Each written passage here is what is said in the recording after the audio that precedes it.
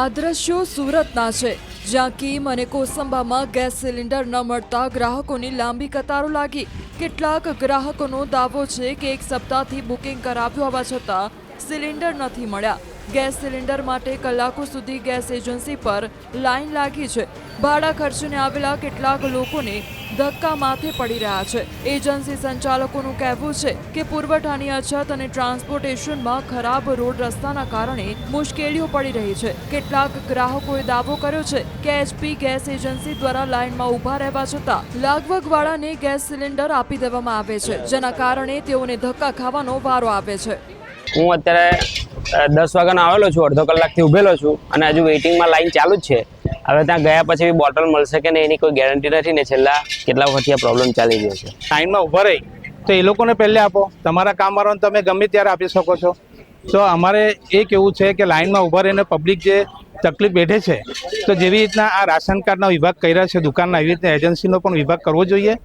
અને અહીંયા વૃદ્ધો પણ ઊભા રહે છે તકલીફમાં, તો આ લોકોએ બહાર આવીને કહેવું જોઈએ કે ભાઈ હવે સ્ટોકમાં સિલિન્ડર નથી તો તમે લોકો લાઈનમાં ઊભા નહીં રહો, કેમ કે આ લોકો અંદર બેસેલા હોય, એ લોકોને ખબર હોય છે કે સ્ટોક કેટલો છે। તો વધેલો સ્ટોક હોય તો માણસોને ગણીને પાછળથી ના કહી દેવું જોઈએ કે ભાઈ હવે તમે અહીંયા ઊભા ના રહો, તમને સ્ટોકમાં સિલિન્ડર નથી તો નહીં મળશે। 2 દિવસ પહેલાં મારી મમ્મી આવેલી, તો મારી મમ્મીની ઉંમરમાં ક્યાં અહીંયા ઊભા રહેવાના। 2 દિવસથી મારી મમ્મી પણ આવીને ગયા છે।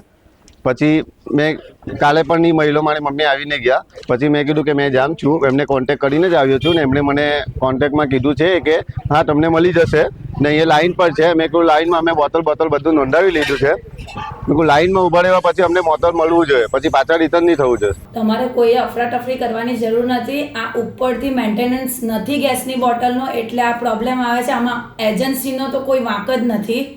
તો તમને અપીલ છે કે તમે લાઈનમાં ઊભા રહો, ટોકન લો અને બોટલ તમને મળશે। અમારી પાસે જેટલા બી આવશે બોટલ એટલી અમે સપ્લાય આપવાની ટ્રાય કરીએ જ છીએ।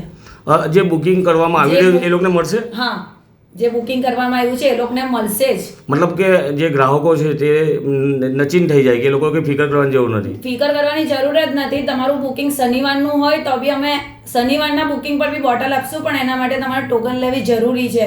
અને જો અમારી પાસે ગાડી આવશે તો અમે ગામ ટેમ્પા બી મોકલી આપીશું। મતલબ અહીંયા ભીડ કરવાની જરૂર નથી? ભીડ કરવાની જરૂર નથી। છે ને થોડું ટ્રાન્સપોર્ટેશનનો જે પ્રોબ્લેમને કારણે માલ થોડો ઓછો આવે છે, એટલે આ બધું શોર્ટેજ ઊભી થઈ ગઈ।